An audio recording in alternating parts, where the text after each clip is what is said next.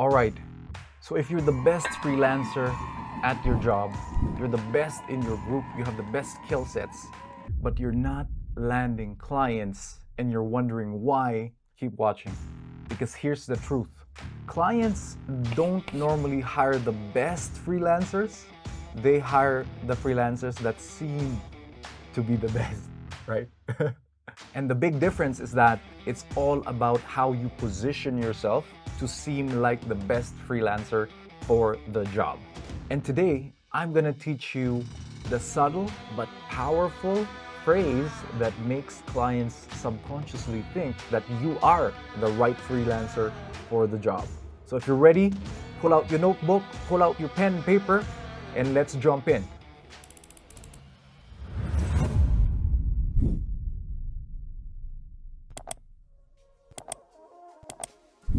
A lot of freelancers think that clients always choose the best candidates, but that's not necessarily true. So clients like myself, when we're looking for candidates, ultimately what we look for is the one that convinces us. We're still human, right? And we still try to find the person that convinces us the most that they are able to get the job done. And this is where your positioning comes in. Now, there's 3 mistakes that freelancers typically do that keep them from positioning themselves as the best candidate. Number 1, freelancers undersell themselves. So even if you have a lot of good expertise, a lot of good metrics, a lot of case studies that you've done for previous clients, what most freelancers do is they just give out a generic reply on what they've done and not really showcasing their results. Number 2, some freelancers sound too generic.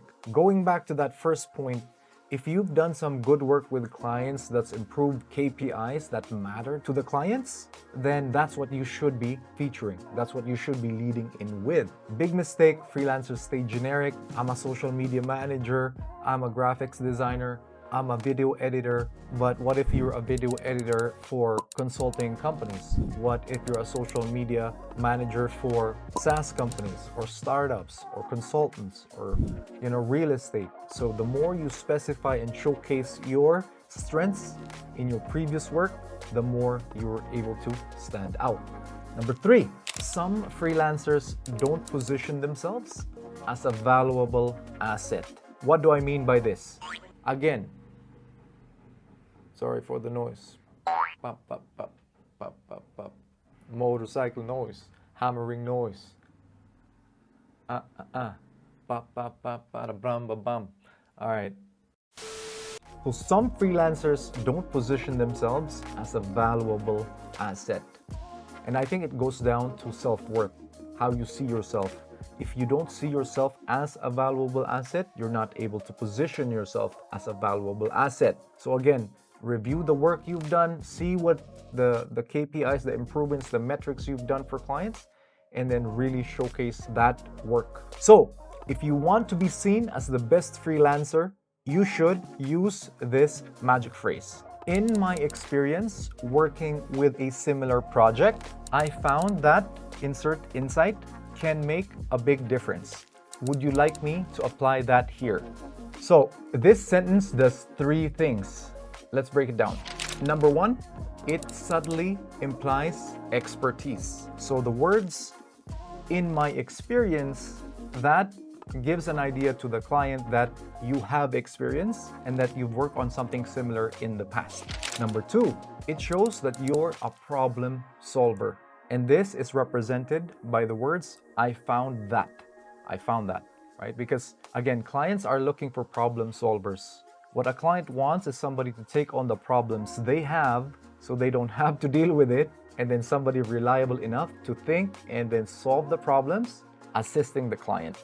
The line "I found that" showcases that you are testing things, improving things, and that you're a problem solver that can be a valuable team member to their company.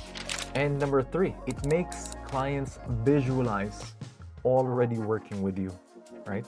So the line "would you like me to apply that here" makes the clients imagine them already taking on the benefits of your services. So quick recap. 1, it subtly implies your expertise. Number 2, it shows you're a problem solver. And number 3, it makes the client visualize working with you. All right, so what this does, it makes the client think, oh, this freelancer's already been there before. They know what they're doing. And just like that, you're ahead of 90% of the rest of the applicants, the other freelancers that are just sending these boring introductions, applications, and resumes. Awesome. Let's take it to the real world. Let's say you're applying as a social media manager. Now, most freelancers, they would say something like this. Hi, client. I can manage your social media and post and then create graphics for your pages. A client typically scrolls past that, ignore. A good example, instead, what you can do is say something like, hi, Mr. Client. In my experience working on similar social media projects, I've noticed that adding a story hook in the first few seconds of the video can increase engagement by up to 35%. Would you like me to apply that in here too? So here's the big difference. Instead of just simply applying for the job, you're actually showing and telling clients that you've already done it, and then you're ready to help them out with that experience that you have. That makes the biggest difference. All right, so challenge time. What I'd like you to do, take a look at your proposal, right? And then start using this line. Customize your proposal, add a line that addresses something specific on the job description, and then add your idea on how you can improve something about it, and then ask them if they would like you to apply the same strategy. And let me know if that custom magic phrase works for you in improving your reply rates with clients. Drop them in the comments below, drop your results. Let's take a look at them. I read them all the time. I'll read all of them, and then maybe I'll react to the best ones. All right, but hold up. What if the client doesn't respond? What if you send your custom proposal and then you still get crickets?